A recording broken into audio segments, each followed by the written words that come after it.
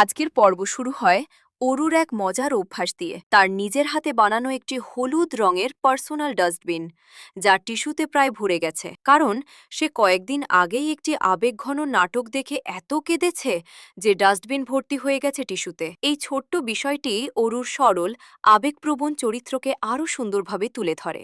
সকালের নাশতার টেবিলে আবারও শুরু হয় আকাশের খুনসুটি। অরুর নাক নিয়ে মজা করে সে বলে তার নাক নাকি এতই দুর্বল যে সারাক্ষণ পিটপিট করে। অরু রেগে গেলেও পরিবারের সবাই জানে এই ঝগড়ার মধ্যেই লুকিয়ে আছে গভীর ভালোবাসা। এরপর অরুর নজর যায় তার প্রিয় টিয়া পাখির দিকে। এই পাখিটা তাকে উপহার দিয়েছিল তন্ময়। সেই দিনের কথা মনে পড়তেই অরুর মুখে হাসি ফুটে ওঠে। ছোটবেলায় মায়ের বকা খেয়ে অভিমান করে না খেয়েছিল সে। তখন তন্ময় তাকে এই পাখি এনে দিয়ে এক কথায় খেতে বসিয়েছিল। কঠোর স্বভাবের আড়ালেও তন্ময়ের যত্ন আর স্নেহ অরুর মনে আজও অমলিন। কলেজে যাওয়ার পথে মার্জির কাছ থেকে অরু জানতে পারে সুমনার বিরুদ্ধে কলেজে অভিযোগ হয়েছে। সহযোগী শিক্ষক মুবিন স্যার নিজেই প্রিন্সিপালের কাছে নালিশ করেছেন যে সুমনা তাকে বিরক্ত করছে। খবরটি শুনে অরু অবাক হয়ে যায়, কারণ সে শুনেছিল তাদের মধ্যে সম্পর্ক চলছে, কিন্তু সত্যিটা একেবারেই ভিন্ন।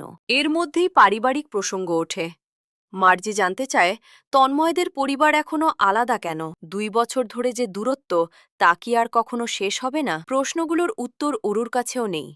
সে শুধু অনুভব করে তার বড় চাচ্চু, বড় মা আর তন্ময় সবাই ভীষণ কষ্টে আছে, অথচ কেউই প্রথমে এগিয়ে এসে সম্পর্কটা জোড়া লাগাতে পারছে না। কলেজের সামনে সুমনার পরিবারকে দেখে অরু ভয় পেয়ে লুকিয়ে পড়ে। তারপর হঠাৎ সিদ্ধান্ত, আজ ক্লাস নয়, সবাই মিলে যাবে সাবিহাকে সারপ্রাইজ দিতে। অরু, মার্জি, দীপ্ত আর অয়ন সাইকেল নিয়ে দীর্ঘ পথ পাড়ি দেয়। পথে তারা একটি হোটেলে নাস্তা করতে থামে। সেখানেই আবার সুমনার প্রসঙ্গ ওঠে। ঠিক তখনই তারা দেখতে পায় সুমনা কয়েকজন ছেলেমেয়ের সঙ্গে পার্কের দিকে যাচ্ছে। সন্দেহ হয় তারা দূর থেকে অনুসরণ করে। কিছুক্ষণ পর যা দেখল তা দেখে সবাই হতবাক। গাছের আড়ালে বসে সুমনা ও তার বন্ধুরা ধূমপান করছে। এমনকি অয়ন জানায় তাদের সঙ্গে থাকা এক ছেলে বহু মেয়ের জীবন নষ্ট করেছে। বিষয়টি বুঝেই অরু আর সেখানে থাকতে চায় না। তারা দ্রুত সেখান থেকে চলে আসে। অনেক পথ পেরিয়ে সন্ধ্যায় অবশেষে তারা পৌঁছে যায় সাবিহার অফিসের সামনে। ঠিক সেই মুহূর্তে অফিস থেকে বের হয় সাবিহা, আর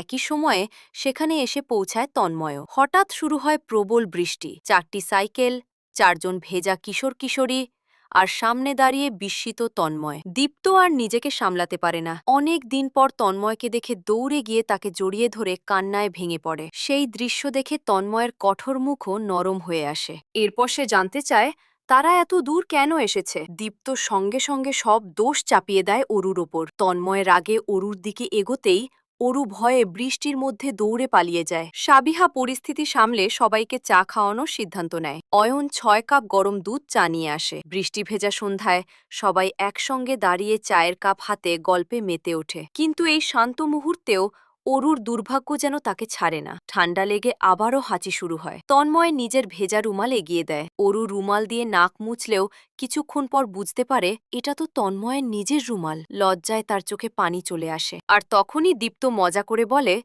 আজ অরু আপুর হাঁচি কাশি থেকে আর কেউ রক্ষা পাবে না। বৃষ্টির সেই সন্ধ্যায় রাগ, অভিমান, হাসি, যত্ন আর অপ্রকাশিত ভালোবাসা সব মিলিয়ে গল্পটি আরও এক ধাপ এগিয়ে যায়। এখন অপেক্ষা, সামনে কি নতুন মোড় নিতে চলেছে তন্ময় আর অরুর সম্পর্ক। চলবে।